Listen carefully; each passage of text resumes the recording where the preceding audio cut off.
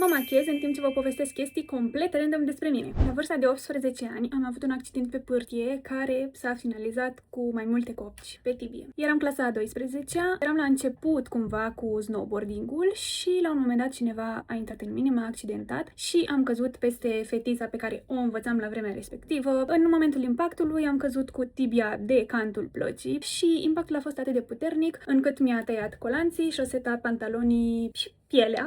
Am terminat o facultate de economie, mai exact științe economice și administrarea afacerilor, incluzând 3 ani de licență și 2 ani de masterat. După care am lucrat într-o multinațională în domeniul economic pe post de controlor financiar timp de 10 luni și nu voi mai face niciodată treaba asta pentru că economia este îngrozitoare. Culoarea mea preferată din totdeauna este roz. Fără doar și poate. Am crezut că dacă o să cresc o să renunț la această obsesie pentru roz, însă nu. Îmi place în continuare din ce în ce mai mult, însă cel mai mult îmi place combinația dintre roz și albastru. Cea mai mare slăbiciune a mea în viața asta sunt animalele de orice fel, dar în mod special căței, așa că dacă mă pui vreodată să aleg între un om și un cățel, întotdeauna o să aleg cățelul. Îmi pare rău.